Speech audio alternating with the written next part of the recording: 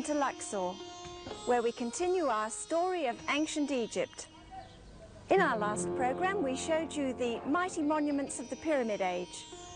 So let's just first refresh our memory as to how it all ended. Firstly, there was the destruction of Egypt's farms and flocks by the 10 devastating plagues. Then the annihilation of the Egyptian army in the waters of the Red Sea in the Exodus. And finally, the collapse of power of the 12th dynasty. Egypt was then occupied by the mysterious Hyksos, who were later driven out of Egypt. And the kings of the 18th dynasty ushered in a glorious era of prosperity and power.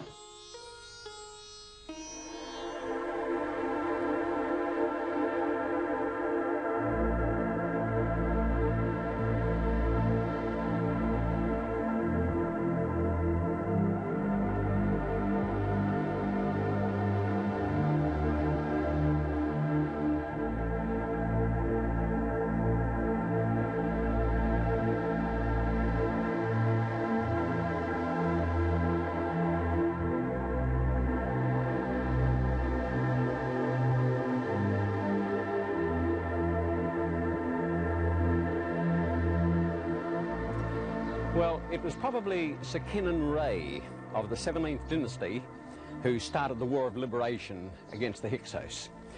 And how it all started is really rather ludicrous. You wouldn't believe it. A delegation came from the Hyksos king way down there in the delta, some 700 kilometres away. And this delegation came up here to Luxor and said, look, you are digging a canal, and there are hippopotami in this canal, and their grunting at night is keeping the Hyksos king awake. Well, Seqenen-Re had to do something about it, and so he politely said, all right, I'll do something. But after they went, I can just see him turning to his courtiers and saying, listen, you fellas, I've had it. That's the last straw. I'm going to drive these fellas out of the land of Egypt. And so the War of Liberation started. Well, Seqenen-Re was not successful. In fact, if you look at his mummy in the Cairo Museum, you find that it has 2 savage gashes in the forehead, and archaeologists have fitted a battle axe blade in there, and they find that it just fits perfectly. Apparently he died of a battle axe wound in this War of Liberation.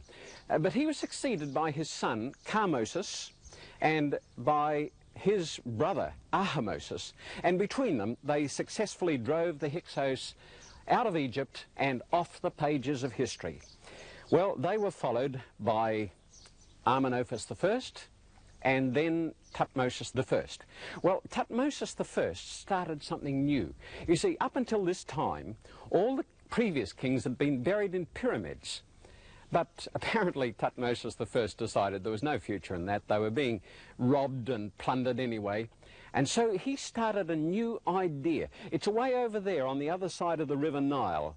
And it's called the Valley of the Kings, where this idea started.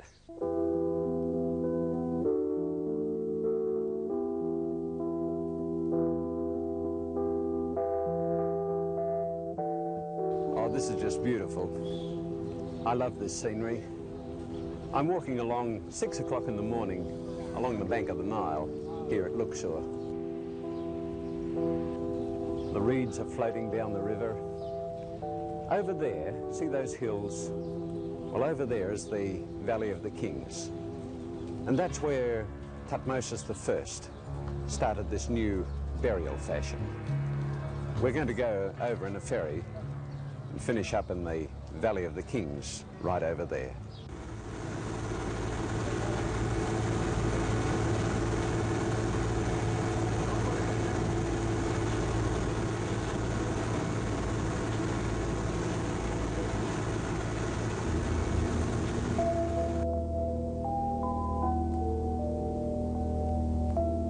Here we are looking down on the Valley of the Kings. And instead of building a pyramid for his burial place, Thutmosis had his workmen chisel a hole into the side of the valley. And there at the end of the passage, he had a tomb chamber. Now, he was followed by other kings who did the same thing, and some of these tomb passages go 100 meters into the side of the cliff. And there are some beautiful paintings on the walls.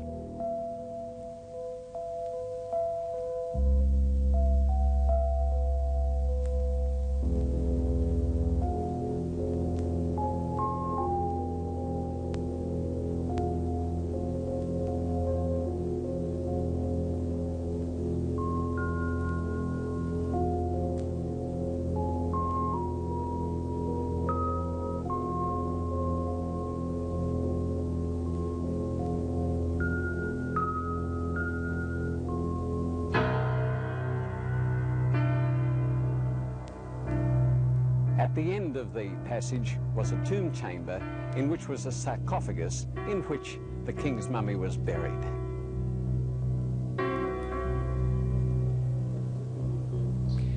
Well, Tutmosis I was responsible for this obelisk that you see behind me here, and it stands over 21 metres high.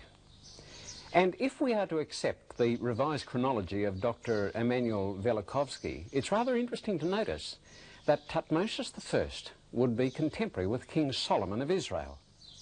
All right, if that is the case, then this passage we find here in 1 Kings 3:1 is applicable. It says, "Now Solomon made a treaty with Pharaoh, king of Egypt, and married Pharaoh's daughter." And so Solomon would have been the son-in-law of Tutmosis I. Now, this Pharaoh gave his daughter a very unusual dowry for her wedding. You'll never guess what it was. But I'm going to read to you from 1 Kings chapter 9 and in verse 16 where it says, "Pharaoh, king of Egypt, had gone up and taken Gezer and burned it with fire, had killed the Canaanites who dwelt in the city, and had given it as a dowry to his daughter, Solomon's wife." Well now, if what I'm saying is correct, we should be able to find some evidence of Gezer being burned with fire.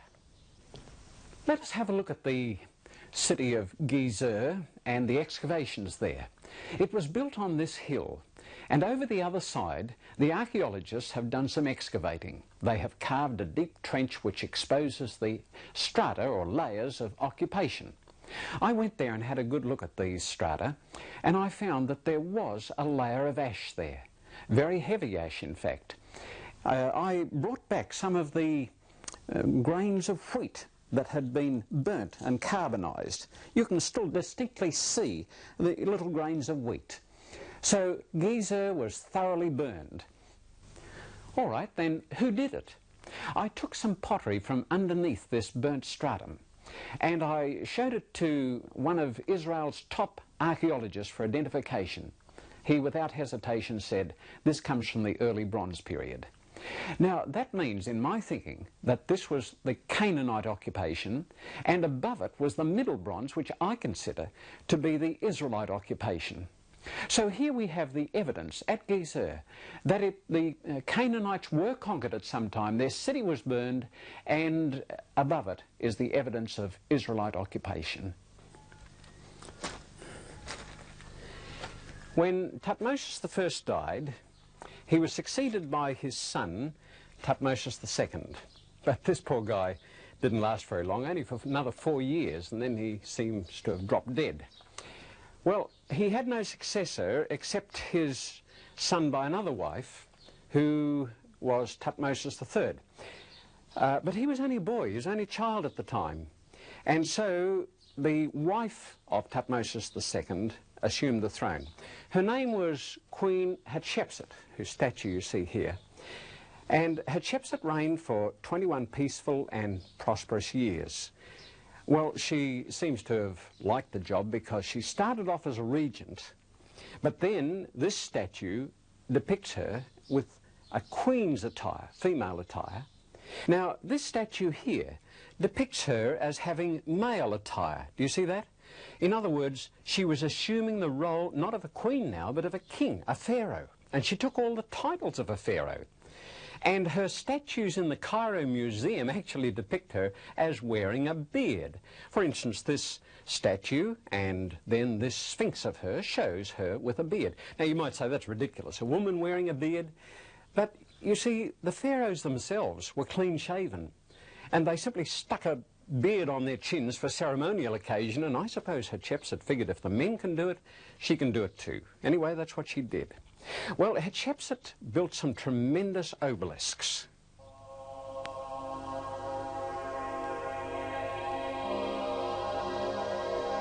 This one lying here is the biggest one in the land of Egypt at the present time. It's snapped in half, actually. And this other one that is standing over here is the largest standing obelisk in the land of Egypt, in contrast to her father's, Tutmosis, over there. Her obelisk is more than 30 metres high. She was also responsible for a magnificent mortuary temple.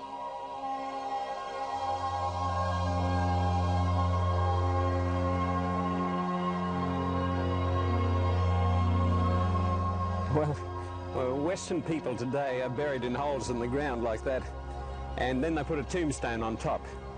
Well, this is Hatshepsut's tombstone.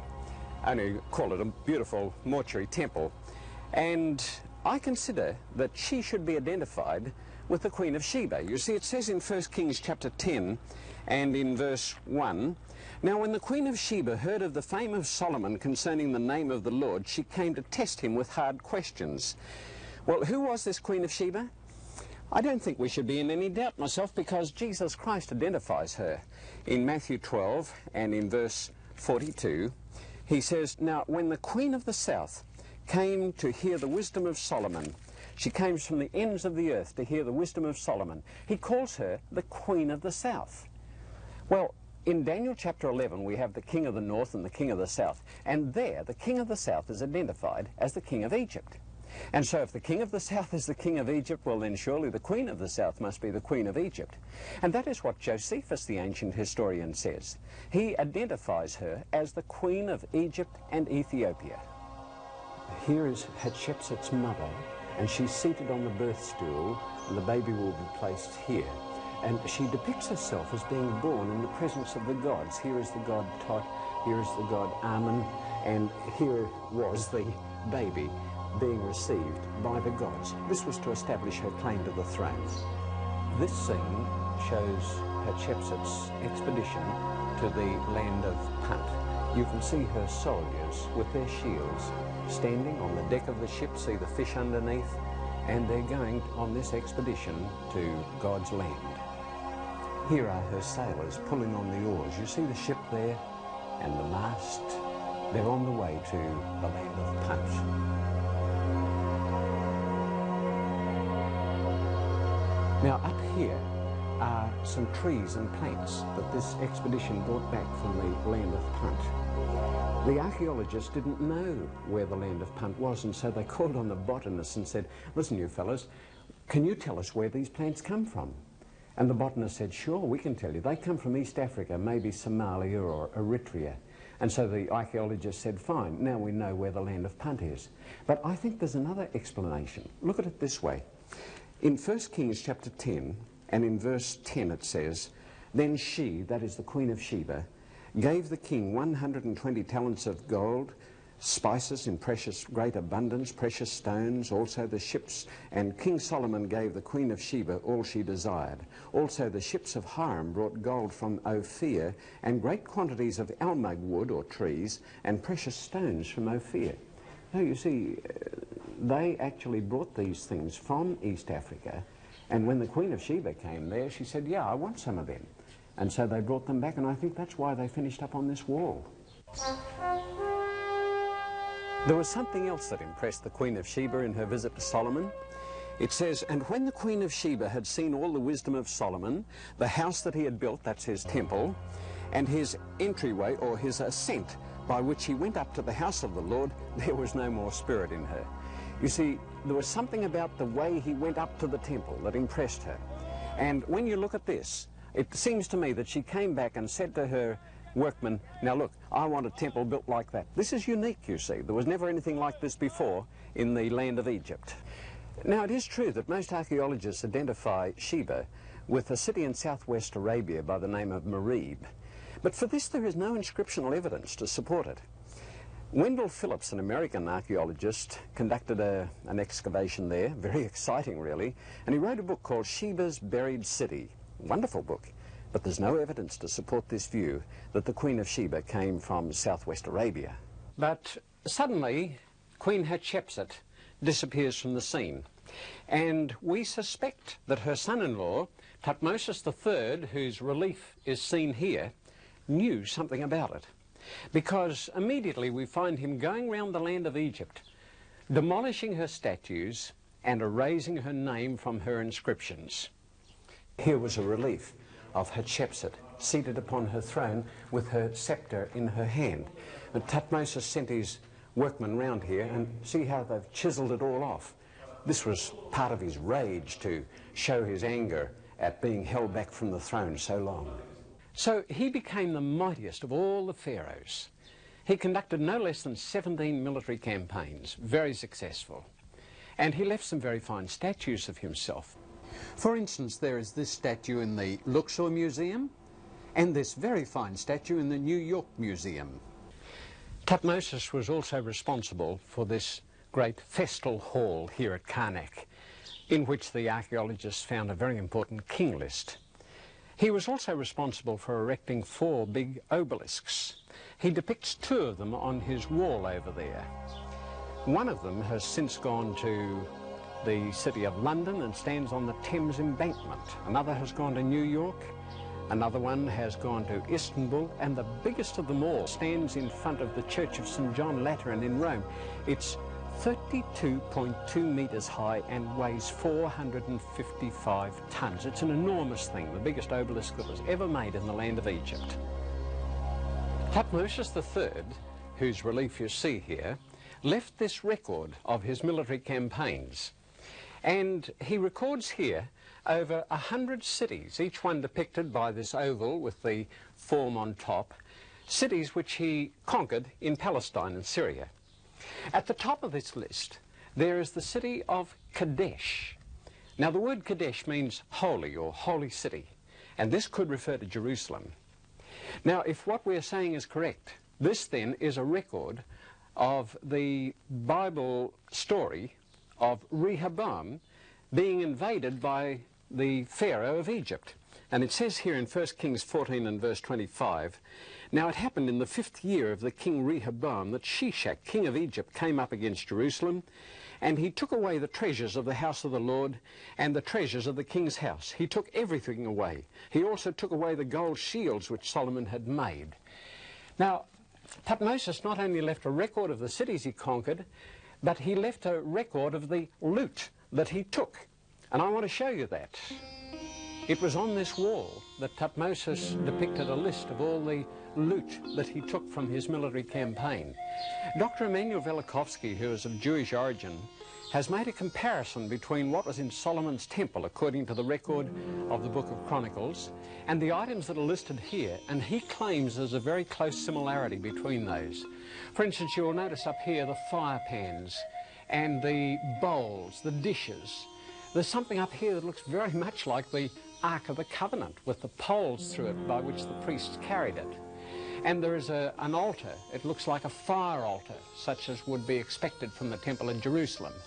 And then there is this other altar up here. Well, it looks more like 7 lampstands. That sounds a bit familiar.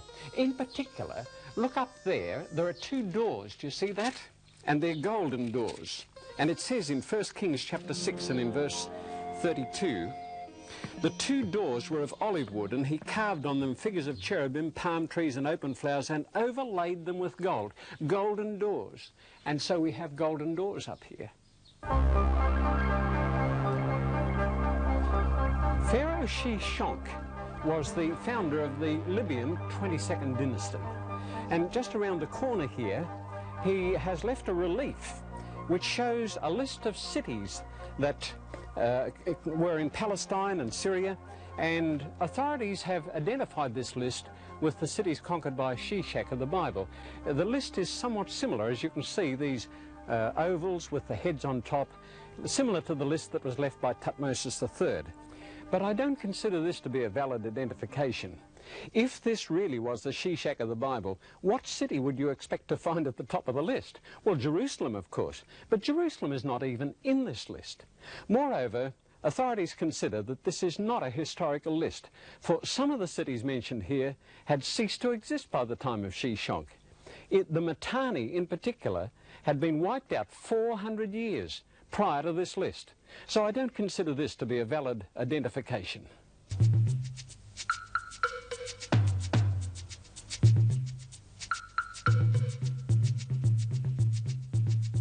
Thutmose III had transformed Egypt from a nation into an empire by his military conquests. And from then on, the tribute flowed in from the surrounding nations, enabling the pharaohs of the 18th and 19th dynasty to build such massive temples and monuments.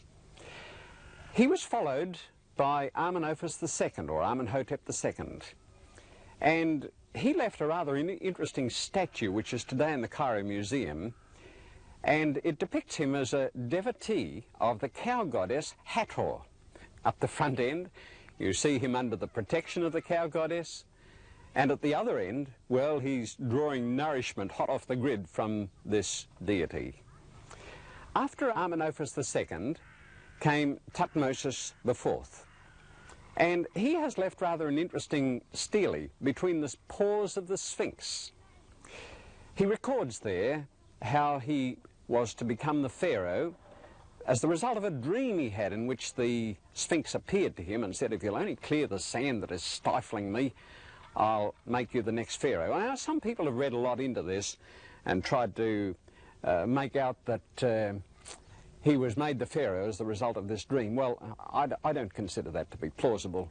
It was simply a device the pharaohs had to the throne as a divine right, and so he simply claims that the Sphinx appeared to him and spoke to him. Well, he was followed by Amenophis III, sometimes referred to as Amenophis or Amenhotep the Magnificent because of his tremendous building program. And the largest statue in the Cairo Museum depicts Amenophis III and his wife with her arm affectionately round his waist. The magnitude of his building projects can be gauged from these two colossal statues of Amenophis III, which once stood at the entrance of his great temple here at Luxor.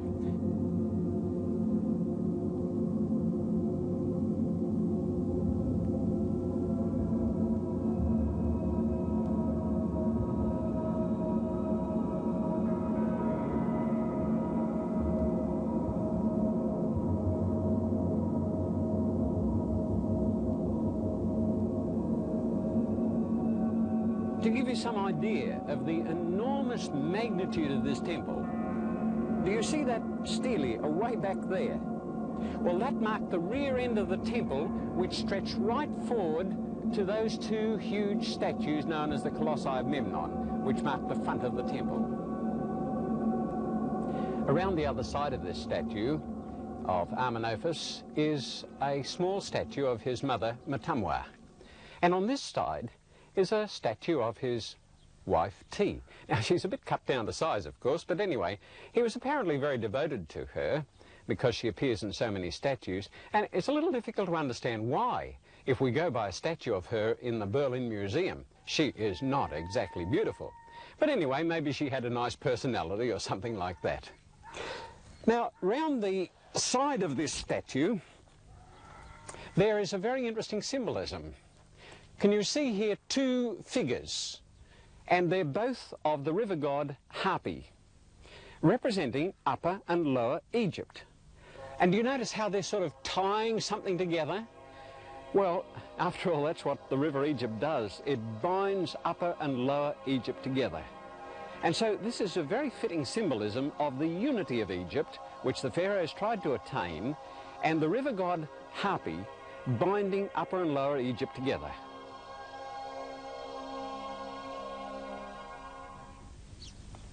Now we come to a really intriguing era of Egyptian history. Following Amenophis III came his son, Amenophis IV. And this character adopted a new form of religion. He began to worship the sun god under the form of the god Aton, the sun disk. And he changed his name from Amenophis, which included the name of the god Amen, to Akhenaton, which incorporated the sun disk Aton. And his reliefs show him as worshipping this sun god. For instance, in this relief, which is in the Cairo Museum, we see him standing with hands upraised, worshipping Aton. And Aton, on the other hand, is reaching down its arms in extended blessing with hands outstretched upon the pharaoh and his wife. Now, Akhenaton was a grotesque figure if we're going to go by his statues. Thick lips, thin cheeks, protruding belly, thick thighs. Did he really look like this? Or was it a new art form. There's a lot of advocates of the latter theory, actually, but personally I don't think anyone would want to be depicted like this unless he was really like this. It is true that the other members of his court also adopted a similar art form, but I think that was just following the fashion. Anyway, Akhenaton had some strange statues of himself. For instance, there's this one that shows him without any clothing on. Well, now, this was abnormal for a pharaoh. They were always modestly dressed. And this has given rise to a lot of speculation just why this should be. Was it because he was like this? Actually, you'll notice that something else is missing too. And this has led to suggestions that he was not able to procreate. But we do know that he had 6 daughters. You might say they were adopted. But if the pharaoh was going to adopt any children, you tell me, what would they be? Well, of course, they'd be sons. So it's quite apparent that he was able to procreate. Well, his beautiful wife, Nefertiti, has her statue made, and this head of her is in the Berlin Museum. It's a beautiful statue. I went to Berlin just purely and simply to see this statue, and I wasn't disappointed. And the extraordinary part is that it depicts her as blind in the left eye. Do you see that? Now, this has led to a lot of speculation too. Was she really blind, or didn't the artist finish his work? Or was the statue mutilated afterwards? Well, personally, I think that she did become blind in the left eye. And that would explain why she had a separate palace built for herself. Apparently, Akhenaton still loved her, but maybe he didn't want her as the retaining queen. And so, not wishing to banish her and yet not wishing to retain her, he built this separate palace for her down the other end of the new city that he'd built, Archaeological, halfway between Memphis and Thebes. Now, Akhenaton apparently went through a very strange phase towards the end of his reign. And I think that is the reason that he is depicted in that statue that I showed you. Perhaps even, as some have suggested, he developed homosexual qualities. Whatever it was, his was an extraordinary reign and a strange era in Egyptian history.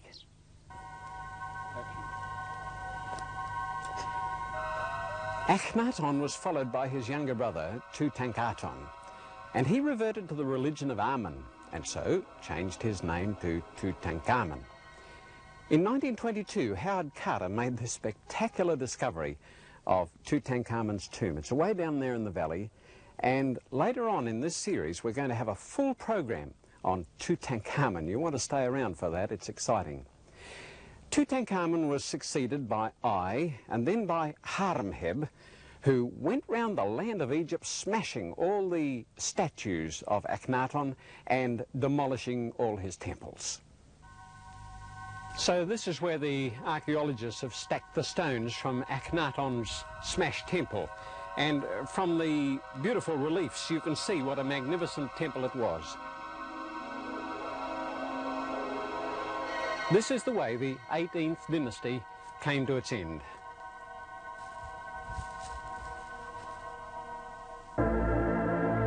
Ramesses I is usually considered to be the first king of the 19th dynasty. And he was followed by Seti I, and then came Ramesses II, or Ramesses the Great. And Seti and Ramesses II were responsible for this huge hypostyle hall, 134 massive columns in this great hypostyle hall. Ramesses was really great because he was a compulsive builder, and he also fought the famous Battle of Kadesh depicted on his reliefs. He was often rejoiced to be able to tell about the Battle of Kadesh. And if you still don't think Ramesses was great, just consider this. He had 92 sons and 106 daughters. And if that doesn't make a man great, you tell me what does. Well, Ramesses also was responsible for the magnificent temple of Abu Simbel.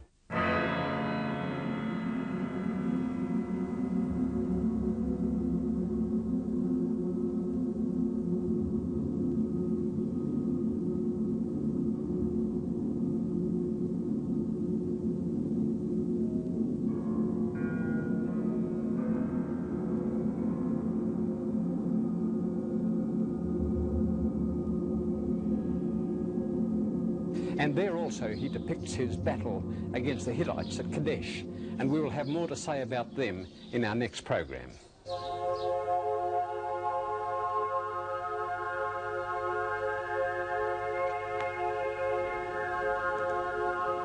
But Ramesses also made provision for his death. This is the Ramesseum, which is his mortuary temple, still in remarkably good condition. Even the roof is intact. And lying on the ground, you can see a statue of Ramesses, which is the biggest statue in the land of Egypt. You can get an idea of the enormous size of this statue by just looking at the feet.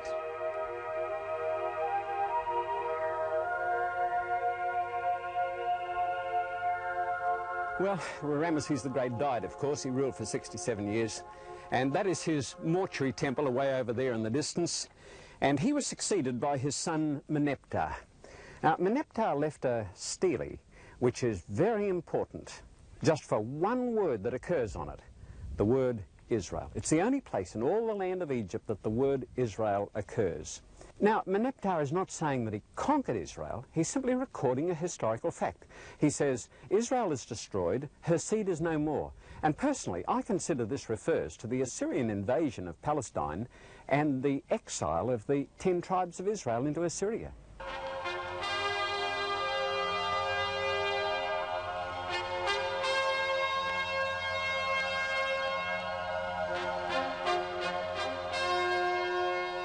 We are at Medinet Habu, a temple of Ramesses III. And in this relief that you see here on the wall, Ramesses has his club lifted and he's about to bash somebody's brains out. And he is depicting here his battle with what are referred to as the peoples of the sea.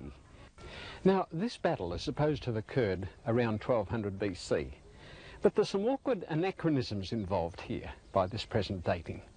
One is, for instance, that Ramesses III is supposed to be repelling these peoples of the sea who swept over Anatolia around 1200 BC and annihilated the Hittites.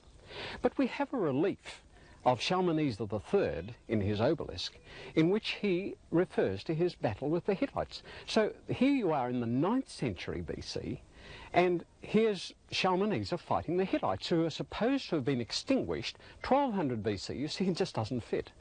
And then too, in this gateway over here, there is obvious Assyrian influence. And you've got to date that to either the 8th or the 9th century BC.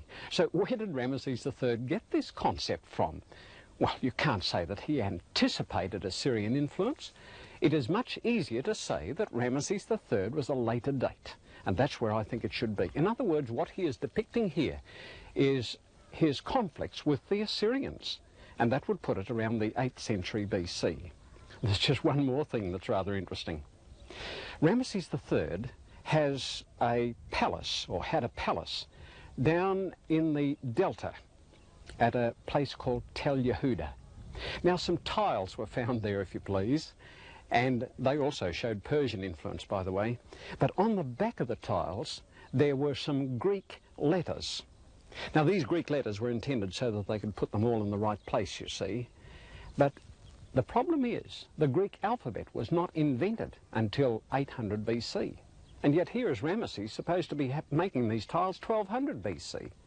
So I think all the evidence really points to the fact that this is Ramesses III fighting a battle with the Assyrians around about the 8th century BC. And as far as the sea peoples who are involved, well, the Assyrians simply conscripted the Phoenician navy and used them in their battles against the Egyptians.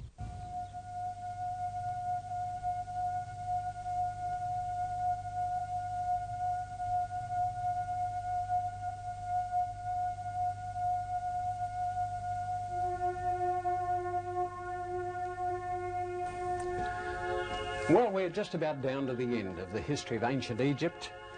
We come down to the time of Pharaoh Hophra. He's mentioned in the biblical account in Jeremiah chapter 44 and in verse 30, where it says, "Behold, I'll give Pharaoh Hophra, king of Egypt, into the hand of his enemies."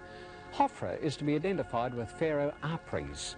And this pharaoh left rather a cute sort of an obelisk that is today perched on the back of an elephant outside the Pantheon in Rome. The prophets of Israel were beginning to predict the doom of Egypt. Ezekiel 30 and verse 13 says, "I will also destroy the idols and cause the images to cease from Noph. There shall no longer be princes from the land of Egypt."